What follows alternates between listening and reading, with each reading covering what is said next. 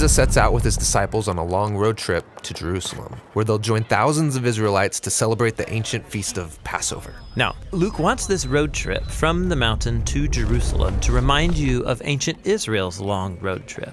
With Moses, they went from Mount Sinai to the Promised Land. And then later, King David established Jerusalem as their capital. And so here, Luke is portraying Jesus as a new Moses who's renewing Israel's covenant with God, and as a new David. He's gathering the people together to live under his rule.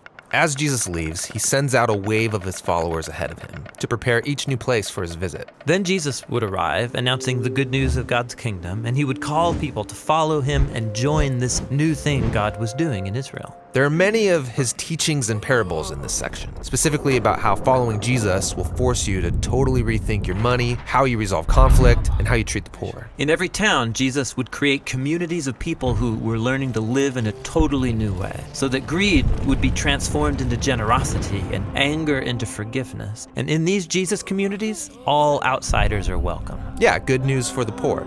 That's one of Luke's main themes. Yeah, you'll find it all over this section. The marginalized people that he heals, the shamed sex workers he reaches out to, the tax collectors he includes. This is Jesus' kingdom crew.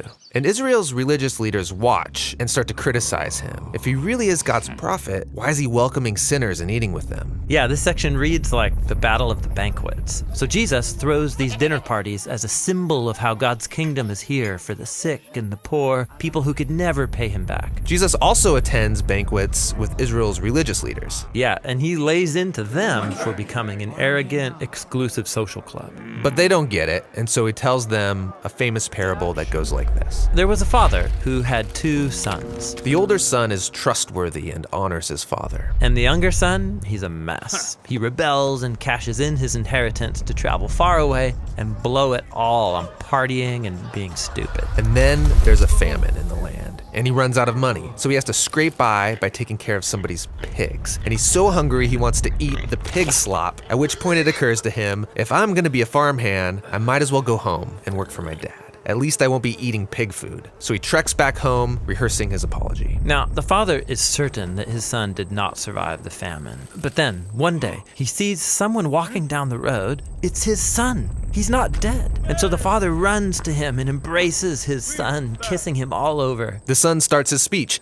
Dad, I don't deserve to be your son. Maybe I could come and work for you. But before he can finish, the father calls his servants to go get the nicest robe, new sandals, a fancy ring for his son. They are to prepare the best food for a banquet. It is time to celebrate. Now later that day, the older brother arrives from a long day working in the field to discover his long-lost loser brother has come home, and they're celebrating? And he gets angry. And think about it. He's been faithful to his father all of these years. He never got a party like this. And then this disgrace of a family member comes home, and they're going to celebrate him? It's disgusting. He refuses to join the banquet. So the father finds the older brother outside, and he says, Son, you are already in our family. Everything I have is yours. But we had to celebrate your brother because he was lost. And now he's found. He was dead, but now he's alive. Jesus wants the religious leaders to see the outsiders the way God sees them, as sons and daughters that are being reclaimed from death. Jesus' kingdom community was wide open to anybody. The only entry requirement is to humble yourself and recognize your need for God's mercy. And so the religious leaders' rejection of Jesus and his crew is actually a rejection of the God of Israel. The leaders don't like all of this, and so as Jesus' road trip comes to an end, the conflict is at a boiling point. Yeah,